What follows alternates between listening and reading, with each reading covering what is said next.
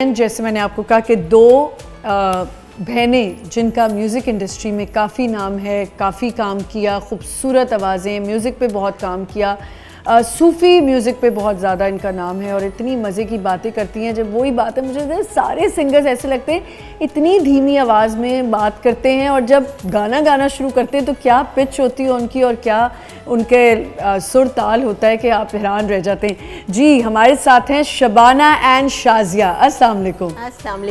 वालेकुम अस्सलाम। वालेकुम अस्सलाम। क्या हाल चाल है? मैं बिल्कुल ठीक ठाक, आप बताइए। बिल्कुल ठीक हूँ, वैसी की वैसी दोनों।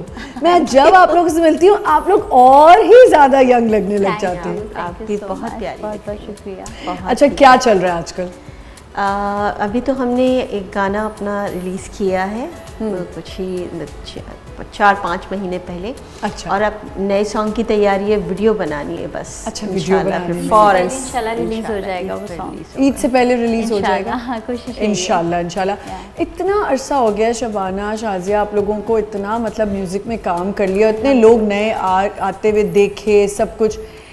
कभी ये नहीं होता कि बस सब थक गए? हमने ये शौक ऐसा है कि हाँ। आपको कभी भी थकने नहीं देता। हाँ। इनफैक्ट अगर आप कहीं क्योंकि ऐसा शौक अगर आपने रखा हुआ ना तो आप हमेशा फ्रेश रहेंगी, थकेंगी नहीं। थकेंगे जब आपको पैशन हो जाए तो फिर आपको पता है, फिर एंजॉय करते हैं म्यूजिक, फिर एंजॉय करते हैं। अच्छा, अब जब म्यूज़िक बना रहे होते हैं आपको नहीं लगता कंपटीशन बहुत ज़्यादा, क्योंकि देखिए नई जनरेशन, इतने बच्चे आ रहे हैं, नई आवाज़ें, इतना काम, म्यूज़िक इंडस्ट्री हमारी बहुत बढ़ती जा रही है, बहुत ज़्यादा। मतलब मुझे लगता है अल्हम्दुलिल्लाह हमें बहुत ही ज़बरदस्त काम हो रहा है, बहुत अच्छा काम हो रहा है और बल्कि बहुत अच्छे तरीके से कर रहे हैं। इतने हमारे म्यूज़िक स्टूडियोज़ बन गए हैं, हमारे इतने जो है वो आर्टकोक स्टूडियो है, इतनी चीज़ें हमारे बोल पे होता था, बोल नाइट्स होता था, उसमें इतनी ज़बरदस्त जो है वो डिफरेंट गाने और सिंगर्स आ रहे हैं। तो मुझे लगता है प्लेटफॉर्म्स तो मिलते जा रहे हैं। मुझे खुशी भी बहुत होती है कि अच्छे लोगों का भी इजाफा हो रहा है। हाँ। हमारी फील्ड को बहुत ज़रूरत थी जी। और अच्छे लोग आ रहे हैं, समझदार आ रहे हैं, पढ़े लिखे लोगों की। में टैलेंट की कहीं पर भी कमी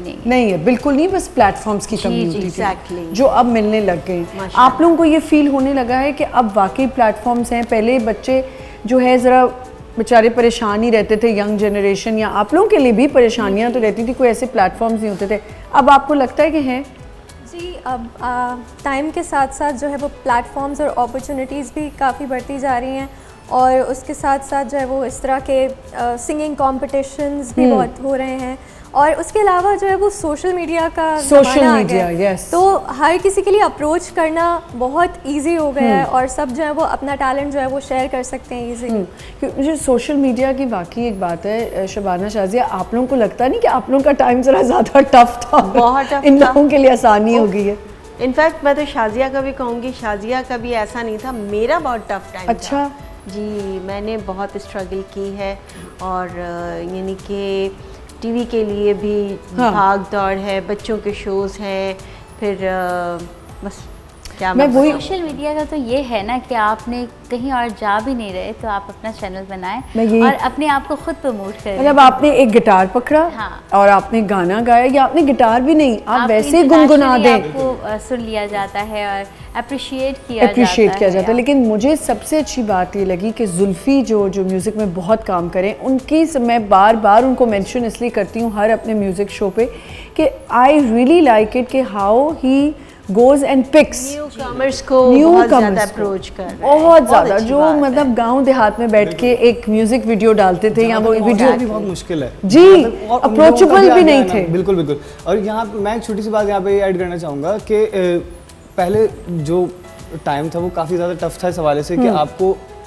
जो है ना वो बहुत सारी अपॉर्चुनिटीज़ नहीं मिलती थी। लेकिन आज के ज़माने में ये है कि अगर कोई अपॉर्चुनिटी आपके पास नहीं भी है अवेलेबल, जैसे इन्होंने अभी कहा, तो आप अपनी अपॉर्चुनिटी आप खुद बना सकते हैं, बिल्कुल खुद क्रिएट कर सकते हैं। अपने चैनल्स हैं, उसके अलावा आप कंटेंट उसके ऊपर डालें। आप एक वीडियो, एक छोटा सा क्लिप भी डाल देना इंस्टाग्राम पे या फेसबुक पे या किसी भी सोशल, टिकटॉक पे खास तौर पे, तो मुझे लगता है मिलियंस में चले जाते हैं। आपको मिलियंस लोग देख रहे हैं। अब ये तो बात हो गई उन लोगों की जिनका टैलेंट है। ऑटो ट्यून जो कर रहे हैं उनके बारे में क्या ख्याल है?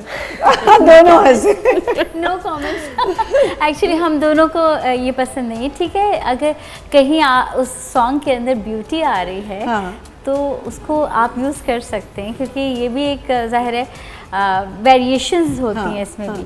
मगर मुझे लगता है कि जो आपकी अपनी आवाज़ में खूबसूरती होती है, और उस तरह से आप जैसे माइकल जैक्सन को देखिए कि उनके मुझे नहीं लगता कि उन्होंने कभी ऑटो ट्यून किया भी होगा। और क्या आप देखें क्या खूबसूरत उनके सॉन्ग्स में होते थे डिफरेंट। तो अभी तो देखिए ना, ऑटो ट्यून पे तो बड़ी एक जंग भी छिड़ गई थी पिछले कुछ दिनों में।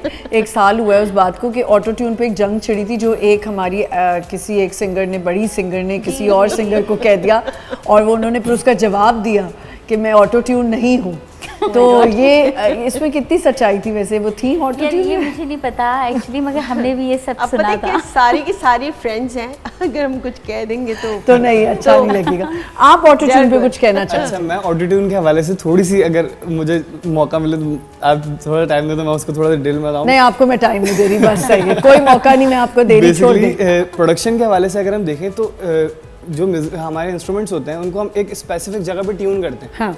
अगर उन्हीं जगहों पे ट्यून होके वोकल्स सुनाई देंगे तो वो खूबसूरत लगेंगे। सही। लोग ऑटो ट्यून बोलते हैं, बेसिकली हम प्रोडक्शन के हवाले से अगर देखें तो ऑटो ट्यून तो कुछ भी नहीं होता, बेसिकली सारी मेहनत मैनुअल ट्यूनिंग पे होती है। अच्छा। और लाजमी वोकल्स को अगर हम इंस्ट्रूमेंट के लेवल पे ट्यून करते हैं तो वो सुनाई देने में अच्छा लगता है। हाँ। अगर हम उसको ट्यून नहीं करेंगे तो वो कानों को दर्द देगा।